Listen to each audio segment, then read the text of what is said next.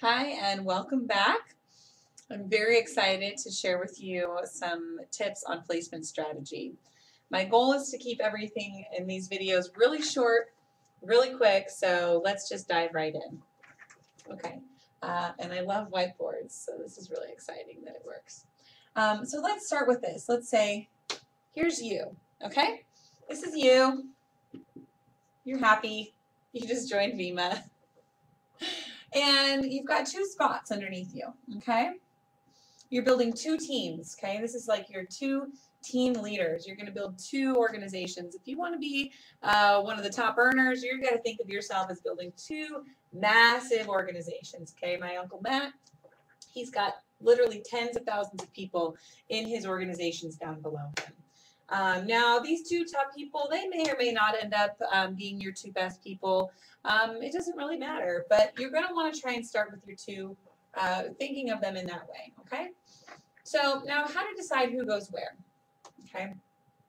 One thing to keep in mind, especially as you're placing your first two people, is to think of two spheres of influence, okay? This is what my mentor taught me.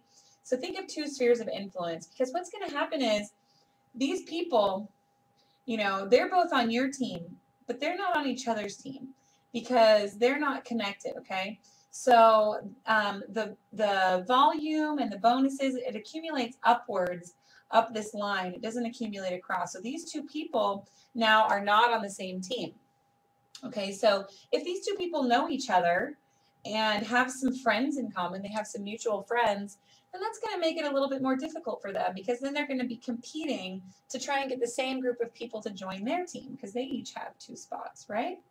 So you don't want that. You want, if these people know each other and like each other, then you want to keep them on the same team, okay? Now, if they know each other and they don't like each other, then you might want to split them up. So this goes for like family members that don't get along, and you know, anything else you can think of really in that respect. So two spheres of influence, okay? Maybe one is like work, one is school, or one is like warm market, one is leads. It's really up to you how you want to do it, but just keep that in mind, that if they know each other and they have mutual friends, you want to keep them on the same side, okay? Now, next, let's say you enroll your first two people. Great, good for you. And then you find a third person who you're going to enroll, okay? And maybe a fourth and a fifth. So where do you place them? Do you start filling them in like this? No. We don't want to do that, okay? What we want to do is we want to build down the outside legs, okay? We want to keep going down the outside legs, okay? And we want to let these people fill in the inside legs for themselves, okay? There's a number of reasons for this, but you don't want to build their inside legs, okay? For one thing, what this does is this means, you know, if this is someone that you brought in, then this person supports that. And this person supports both of those people. And this person supports all three of those people. So it means every successive person you bring in helps every other person. Now, let's say if you put this person, instead of putting them there, if you put them there, it helps this guy, but it doesn't help these two. Does that make sense? I hope it does, because I don't really know how else to explain it. So you want to put everybody in line, okay? So that way everybody helps everybody, okay? Same thing over here. Now, let me use a different color and show you. Let me show you. Is green going to work? Can you show up? How about pink? That'll work. Okay. So, pardon my lack of preparation here. So, what you want to, so talking about building down the outside legs, right? So that's going to make sure that everybody supports everybody. Now, when you've got this person, I'm using a different color because that's going to be this person enrolled. So you enrolled everybody in blue, and now this person is going to enroll the people in pink. So now this person's going to build down their outside leg. Does that make sense? Okay? You're going to teach them to do the same thing. And the reason that you don't want to build someone's inside leg for them is because this is about duplication. Okay? This is about doing what you do. And if this person never has to do anything to make a check, then what are they going to teach the people that are below them?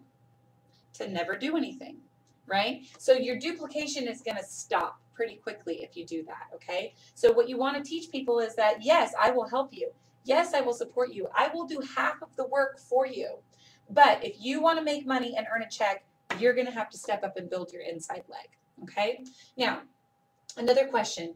Do you give away the enroller? Okay, what does this mean? So let's say when you sign these people up, you're going to yourvima.com website. Like I showed you, you could go to the vimacoach.vima.com, right? And I'm signing all these people up under my name. Okay, these people are being personally enrolled by me. Even if they're not directly under me, I'm still personally enrolling them. Okay, and then maybe this person, then maybe they start enrolling people down their outside leg too. Okay, so then it starts going back and forth, and we're both adding to this leg. Okay, but let's say, you know, there comes a question of, well, should I enroll these people as myself or should I enroll it as them? And I would say, especially while you're just getting going, just enroll them as you. If it's your contact, you keep it.